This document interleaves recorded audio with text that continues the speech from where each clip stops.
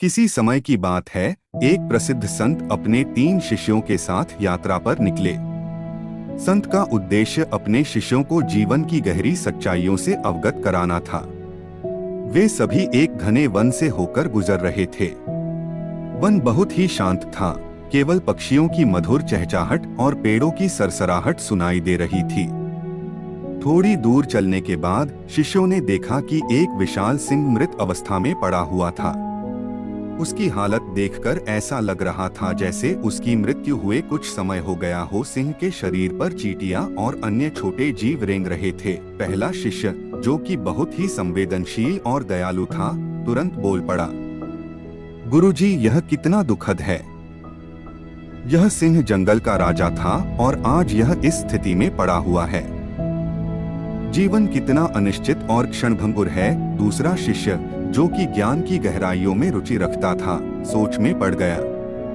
वह बोला, गुरुदेव, इस सिंह की मृत्यु हमें यह सिखाती है कि शरीर नश्वर है, चाहे कोई कितना भी शक्तिशाली हो। अंततः सभी को मृत्यु का सामना करना पड़ता है।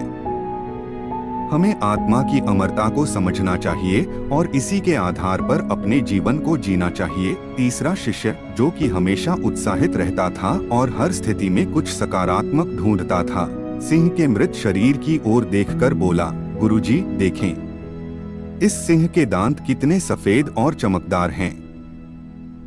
जीवन की सबसे कठिन परिस्थिति में भी कुछ न कुछ अच्छा देखने को मिल सकता है।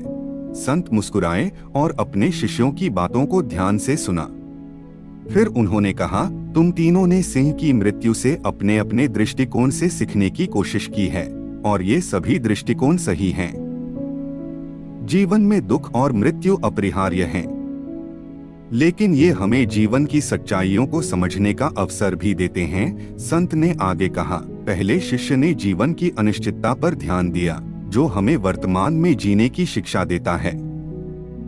दूसरे शिष्य ने शरीर की नश्वरता और आत्मा की अमरता को समझा, जो हमें आत्मज्ञान की दिशा में प्रेरित करता है। तीसरे शिष्य ने परिस्थिति की सकारात्मकता को देखा, जो हमें हर स्थिति में कुछ अच्छा ढूंढने की शिक्षा देता है। संत की बातें सुनकर शिष्यों ने समझा कि जीवन के हर अनुभव में कुछ न कुछ सीखने को मिलता है।